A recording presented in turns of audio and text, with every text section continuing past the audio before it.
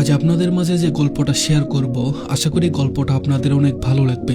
এই গল্পটা পাঠিয়েছে কুমিল্লা থেকে জান্নাতুল ইসলাম মাহি নামের একজন। ভালোবাসা প্রমাণ করতে কখনো কখনো মানুষকে মরে গিয়ে প্রমাণ দিতে হয়। তাও কিছু মানুষ বলে তুমি আমাকে কখনো ভালোবাসোনি। আমার নাম মাহি, আমার বাসা কুমিল্লা। সালটা ছিল 2024 সালের 15 আগস্ট বৃহস্পতিবার। আমি টিকটকে ভিডিও দেখতে দেখতে একটা আইডির দিকে চোখ গেল, যেখানে লেখা ছিল আমি অনেক খারাপ একটা ছেলে। তো তারপর আমি ওনার আইডিতে না ঢুকে ওনাকে সোজা ইনবক্সে মেসেজ দিলাম। ওনাকে জিজ্ঞেস করলাম আপনি কেন নিজেকে এত ছোট করে লিখেছেন। তখন উনি বললেন আমি খারাপ, তাই খারাপ লিখেছি। আমি বললাম আল্লাহ কখনো তার বান্দাকে খারাপ বানায় না, তাই নিজেকে এত ছোট করে কথা বলবেন না। তারপর উনি বলল এত সুন্দর করে বোঝানোর জন্য ধন্যবাদ আপনাকে। তারপর আমরা পরিচিত হলাম। ওর নাম রাকিব আহমেদ, বাসা ভোলা জেলায়, কিন্তু বর্তমানে ঢাকা ভার্সিটিতে ছোটখাটো একটা জব করে। সেদিন আমরা প্রায় সারাদিন কথা বলি। রাতেও আমাকে বলে আমি ঘুরিয়ে পিছিয়ে কথা বলতে পারি না। আমি তোমার কথায় মায়ে পড়ে গেছি, তুমি কি আমার সাথে রিলেশন করবে? তখন আমি সোজা না বলে দিয়েছিলাম, কারণ আমি কখনো রিলেশন করতে চাই না। আমি এমন কিছু করতে চাই না যাতে আমার বাবা মা কখনো কষ্ট পায়। রাকিব বলল তুমি অনেক ভালো একটা মেয়ে, মাদ্রাসায় পড়ো, 5 ওয়াক্ত নামাজ পড়ো, পর্দা করো। তোমাকে পেলে আমি ভাগ্যবান পুরুষ হব, তুমি রাজি হয়ে যাও মাহি। আমি বললাম আমি রিলেশন করতে পারবো না, চাইলে আমরা ফ্রেন্ড হয়ে থাকতে পারি। তারপর থেকে আমরা ফ্রেন্ডের মতো কথা বলতাম। তো কিছুদিন পর সে আমাকে আবারও জোর করে রিলেশন করার জন্য, ওর জোরাজুরিতে আমি রিলেশনে যেতে রাজি হই। আমরা শুধু টিকটকে মেসেজে কথা বলতাম। রিলেশনের 15 দিন যাওয়ার পর সে পাগল হয়ে গেল ফোনে কথা বলার জন্য, দেখার জন্য। আমি বললাম আচ্ছা ঠিক আছে, সিমে কল দিবেন প্রতিদিন, কিন্তু ইমো এখন খুলবো না। একদিন ওকে বললাম আপনার মায়ের সাথে কথা বলিয়ে দেন। রাকিব বলল ঠিক আছে। তখন আমি বললাম তোমার আম্মু যদি জিজ্ঞেস করে আমি কে হই তোমার, তখন কি বলবো?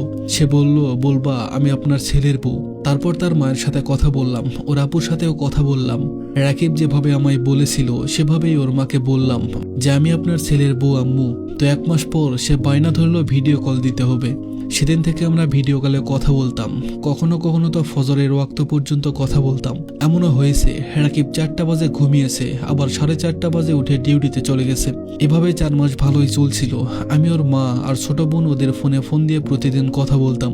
রাকিবের আম্মু বয়স্ক মানুষ ছিল, উনার নাকি কাজ করতে প্রবলেম হতো, তাই তারা তাড়াতাড়ি রাকিবকে বিয়ে করাতে চাই। তো ওর আম্মু, ওর বড় আপু, দুলাভাই সহ সবাই আমাকে বলল তোমার বাবা মায়ের সাথে কথা বলাও আমাদের। আমি ওনাদের কাছে 6 মাস সময় চাইলাম, তার কারণ আমার বাবা দেশের বাইরে থাকতো। আমি বললাম আমার বাবা কয়েক মাস পর আসবে, তারপর আমি সবাইকে বলবো ব্যাপারটা। তারপর তারা আর কিছু বলেনি। আমি যখন রাগ করতাম রাকিব 500টার উপরে মেসেজ দিত, অনেক কান্না করত, বলতো তুমি কথা না বললে দম বন্ধ হয়ে যায়, যতই ঝগড়া হোক কথা না বলে থেকো না মাহি, আমি মরে যাবো। একদিন তো আমার জন্য হাত কেটে ফেলেছিল। ওই দিনের পর থেকে আমি আর কখনো রাগ করে থাকিনি ওর সাথে, এভাবেই চলছিল। কিন্তু কিছুদিন পর সে আমার সাথে ছোটখাটো ব্যাপার নিয়ে ঝগড়া করতে লাগলো। কল দিলে কল কেটে দিত, মেসেজ দিলে সিন করতো না। কোনো দোষ না করেও কেন এমন করতে আমি বুঝতে পারতাম না। আমি মনে করতাম কাজের চাপে হয়তো আছে, কিন্তু কে জানতো সে যে আমাকে ছাড়া অন্য কারো হয়ে গেছে খাতা কলমে। আমি দোষ না করেও সরি বলতাম, কান্নাকাটি করতাম। আমি বলতাম পায়ে ধরি এমন করো না তুমি, আমি ভুল করলে মাফ করে দাও, তবুও কথা বলা বন্ধ করে দিও না। একদিন আমাদের মধ্যে অনেক ঝগড়া হয়। রাগ করে 2 দিন অফলাইনে ছিলাম, কিন্তু আমি ভেবেছিলাম ও আমাকে সিমে অন্তত একবার হলেও কল দিবে, কারণ সে আমার সাথে কথা না বলে থাকতে পারতো না। কিন্তু ফার্স্ট টাইম সে কথা না বলেই 2 দিন কাটিয়ে দিল। পরে আর কি করার, আমি বেহায়া হয়ে কল দিলাম। সে বলল ও গ্রামের বাড়িতে যাচ্ছে, লঞ্চে আছে, ওর দাদি নাকি অসুস্থ। তারপর আমার সাথে অনেকক্ষণ কথা বলে রেখে দিল আর বলল 2 দিন পর চলে আসবে। এরকম করে 2 মাস চলে গেল।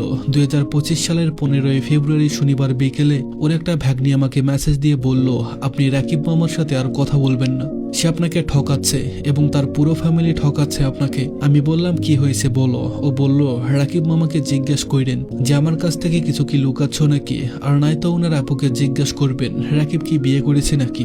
আমি রাকিবের আপুকে কল দিয়ে বললাম আপু আমি আপনার ছোট বোনের মতো, কিছু লুকাবেন না প্লিজ, রাকিব কি বিয়ে করেছে? তারপর উনি সব সত্য কথা বলে দিল। বলল যে হ্যাঁ বিয়ে করেছে, বাবা মায়ের পছন্দে বিয়ে করেছে, আর বিয়ে করেই চলে আসছে, বউ আনেনি। বউ আমরা রোজার ঈদের পর উঠিয়ে আনবো। আমি কাঁদতে কাঁদতে বললাম আপু কবে বিয়ে করেছে? সে বলল এই তো 1-1.5 মাস হবে আর কি। আমি বুঝলাম ওই দিন সে কেন গিয়েছিল বাসায়, ওর দাদির অসুস্থতার কথা বলেছিল, আসলে সেটা মিথ্যা ছিল। তখন আমি রাকিবকে কল দিলাম জিজ্ঞেস করার জন্য, কিন্তু সে আমাকে ব্লক করে দিল সবকিছু থেকে। তার আগে একটা মেসেজ দিয়েছিল, সেটাতে লেখা ছিল যে তুই এর কাছে ওর কাছে কেন জিজ্ঞেস করছিস আমি বিয়ে করেছি কিনা। শোন তাহলে, আমি বিয়ে করেছি, তুই আমাকে ভুলে যা, আজ থেকে আমি তোকে চিনি না। ওর বন্ধুর হাতে পায়ে ধরে ওর বইয়ের একটা ছবি নিলাম। সে শুধু সুন্দরী ছিল না, সে ছিল আমার কাছে ভাগ্যবতী। আর তার বইয়ের নাম ছিল মিশু, আর আমার নাম ছিল মাহি। নামের তো কিছুটা মিল ছিল, কিন্তু ভাগ্য ছিল আমাদের আলাদা। তাকে পাগলের মতো চেয়েও পেলাম না, আর সে না চাইতেই পেয়ে গেল। 9 সেপ্টেম্বর 2025 বুধবার সে রাতে আমার সাথে অনেক খারাপ ব্যবহার করে আর আমার চরিত্র নিয়ে কথা বলে। সেদিন আমি অনেক কষ্ট পেয়েছিলাম। আমি টিকটকে একটা পোস্ট দিলাম যে আজকের রাতে আমার মৃত্যু হোক, আর ক্যাপশনে সবার কাছে ক্ষমা চেয়ে অফলাইন হলাম। আমাদের বাড়িতে জমিতে দেওয়ার জন্য ওষুধ ছিল। আমাদের বাড়ির একটা মেয়ে ওই ওষুধ খেয়ে 2 বছর আগে মারা গিয়েছিল। তারপরে আমিও কাঁদতে কাঁদতে ওই ওষুধটা খেয়ে নিলাম, কিন্তু পুরোটা খেতে পারিনি। তারপর সবাই আমাকে হসপিটালে নিয়ে যায়। আমার বাঁচার চান্স খুব কম ছিল। বিষ পুরোপুরি বের করতে অনেক সময় লেগেছিল ডাক্তারের। ঢাকা মেডিকেল কলেজ হাসপাতালে আইসিইউতে ছিলাম 1 সপ্তাহ। তারপর ওনারা বলল, এখন আপনারা চাইলে বাসায় নিয়ে যেতে পারেন, রোগী অনেকটা সুস্থ। তারপর আমাকে বাসায় নিয়ে আসা হলো। আমি আস্তে আস্তে সুস্থ হলাম। আমার আব্বু প্রবাসে ছিল। আব্বু কল দিলেই অনেক কান্না করতো। আব্বু আমাকে বলতো, তুই এটা কেন করতে গেলি? কাউকে ভালোবাসলে তুই আমাকে বলতে পারতি। আমি ওই ছেলের ও তার বাবা মায়ের পা ধরে হলেও তাকে ভিক্ষা চেয়ে নিতাম। বাবা এসব কথা বলতে বলতে ফুপিয়ে ফুপিয়ে কাঁদছিল। আমি আমার বাবার চোখে কখনো পানি দেখিনি, সেদিনই দেখেছিলাম। আমার বাবার কান্না দেখে আমিও কাঁদতে থাকলাম, কিন্তু আমি সেই বেঈমানটার কথা কিভাবে বলবো? বাবা মা শুনলে অনেক কষ্ট পাবে যে একটা বিবাহিত ছেলের জন্য আমি আত্মহত্যা করতে গেছি। আজ 3 মাস হলো তার সাথে আমার কোনো যোগাযোগ নেই। কিন্তু রাকিব, তোমাকে একটা কথা বলতে চাই, শোনো। তোমাকে পাওয়ার মতো ভাগ্য নিয়ে আমার জন্ম না হলেও তোমাকে ভালোবাসার মতো একখানা নিখুঁত মন নিয়ে আমার জন্ম হয়েছে। সুতরাং পাওয়া না পাওয়ার হিসাব না করেই তোমাকে ভালোবেসেছিলাম। তবে এখন আর তোমাকে ভালোবাসি না, তোমাকে আর ফিরে পেতে চাই না। তুমি আমার চরিত্র নিয়ে কথা বলেছ রাকিব। তুমি এমনিতেই বলতে পারতে যে মাহি, আমি আমার বউ মিশুকে অনেক ভালোবাসি, তুমি আমাকে সুখে থাকতে দাও, তাহলে আমি এমনিতেই সরে আসতাম তোমার জীবন থেকে। তোমার করা বেইমানির জন্য আমি অন্য সব পুরুষদের ঘৃণা করি, ভালোবাসা আর বিশ্বাস করি না। তবে মনে রেখো, আমার এই নষ্ট আত্মার ভাঙাচোরা হৃদয়ের হাহাকার আর প্রতিটা রাতে আমার চোখ থেকে গড়িয়ে পড়া অশ্রুর হিসাব দিতে পারবে তো? যাই হোক, অভিশাপ দিব না তোমায়, আর কোনো অভিযোগও নেই। আমি তোমাকে ভুলে অনেক ভালো আছি। তোমার মতো বেইমানের জন্য জীবনটা দিতে গিয়েছিলাম। আমি যদি মরে যেতাম, আমার বাবা মা সারা জীবন আমার জন্য কান্না করত। আল্লাহর অশেষ রহমতে আমি বেঁচে ফিরেছি। আল্লাহর কাছে হাজার হাজার শুকরিয়া। আর আমি আল্লাহর কাছে তওবা করেছি, আর কখনো হারাম রিলেশনশিপ করব না। বাবা মার কথা শুনবো সব সময়। অতীত নিয়ে আমার কোনো আফসোস নেই।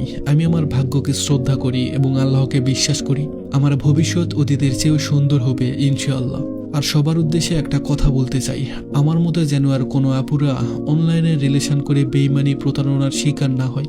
আসলে ভালোবাসা বলতে কিছুই নেই। রিলেশনশিপ, প্রেম সব হারাম। আমি ভুল করেছিলাম, তাই আমি আল্লাহর কাছে মাপ চাই প্রতিনিয়ত। প্রকৃত ভালোবাসা হয় বিয়ের পর। আমি আল্লাহকে অনেক বিশ্বাস করি। এখন আল্লাহ আমার কপালে যেমন জীবনসঙ্গী রেখেছেন, আমি তাকে বিয়ের পর ভালোবাসার চেষ্টা করব। আর একটা কথা মনে রাখবেন, সবসময় কষ্ট বেশি আপন মানুষরাই, তাই অপরিচিতরা তো ধাক্কা দিলেও মাপ চেয়ে সরি বলে। ধন্যবাদ সবাইকে।